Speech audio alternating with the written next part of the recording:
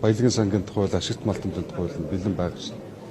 Тэгээ мэдээж тэр тухайн ордынх нь одоо сүүлийн геологийн нөөц тайлан, техник эдийн засгийн үндэслэл, дотоодын нийт бүтээгдэхүүн 5% босгохдоо GDP-ийн 5% босгохдоо хуулийн залт байгаа шүү дээ. Тэр нь чухам яаж нийцэж байгаа. Тэр мэргэжлийн улсууд нь санал дүгнэлтээ гаргаад мэдээж танилцуулна. Тэгээ хуулийн дагуу явах ёстой гэдэг л байр суурь байгаа. Монголын засгийн газарт одоо шахалт ирж гин гэж хараад байна л да.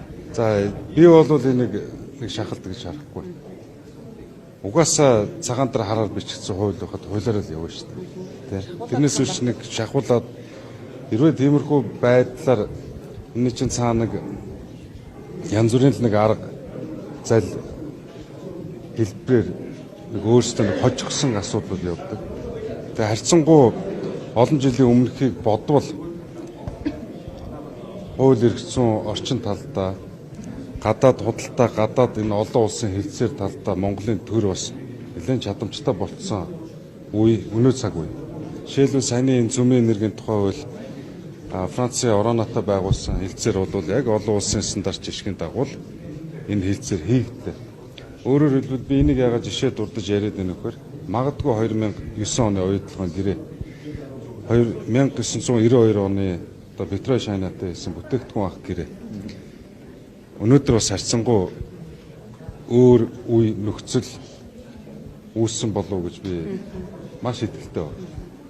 Тэгэхээр ямарваа нэгэн арга зал механизм элдв шахалт дарамтанд бол Монгол өдөр орохгүйгээр бол ажиллана. Одоо энэ дээр барьцаа ахиулах боломжтой болов? Ер нь бол би бол итгэл үнэмшлээ бол байнга л хэлдэг. Одоо сүүлийн хэдэн жил энэ та хэдийн камерын өмнө хэлж байгаа.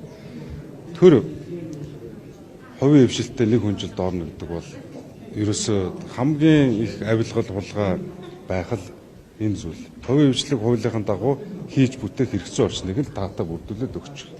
Төр татраалаа. Тэгэхээр анхнаасаа нь оюутлан 34% бол би эсрэг байсууртай явж ирсэн. Төр зүгээр татраа. Тэгэл энэ чинь цаана юу болдгийг бүгдээ л мэдэн штэ. 34% эзэмшин нэртэй тэгэл нэг хамтарсан нэг тууз гээл Монгол талын төлөөл гээл үндсэндээ нэг тийм шагнах байдлаар хүмүүсийг томилдог, маш өндөр цалин авдаг. Энэний хажуугаар намын санхүүжилт сонгуультанд дэмждэг бизнесүүдийг оюутлоготой одоо лоббидах байдлаар гэрээ эцэл байгуулах, түүгээрээ далдуур ашиг хонжоо олох гэл нэг юм заваарсан авилгал хулгайн асуудлууд байж л байдаг шин.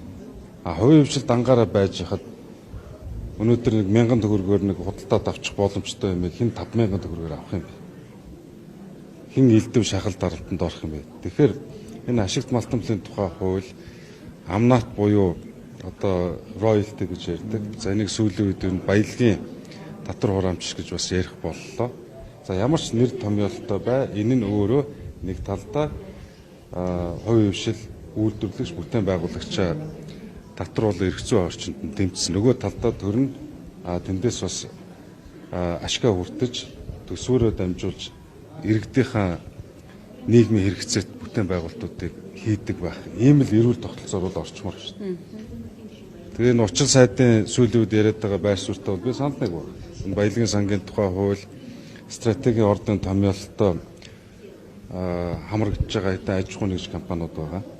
Тэгээ энэ дэр эсэргүүцээд байх зүйл юу вэ? Тэр Женко Баттулгад эсэргүүцээд байх шиг байлаа. Өөр хэм байгаа. Энэ чинь хамтраад хэлцээр хийя ширээний ард сууя гэдэг холбоотой компаниуд нь бүгдээрээ бичих сач өгсөн шүү дээ. Тэр нь ч нэг бодлоо бас амар байхгүй. Тэгээ энэ нэг сүүлийн үед нэг гарчаад байгаа юм биш. Түүхийн сүүлийн чинь хаа байсан 2005 оноос хойш яригдсан асуудал. Харин тэр стратегийн орд гэж дэлхийн хаанч байхгүй нэг юм тэнэг томьёолол гаргачаад үүгээрээ төрөө барьж явна гэдэг. 3 стратегийн одоо бүтээгдэхүүн байдаг болохоос биш стратегийн орд газар гэж байдаг.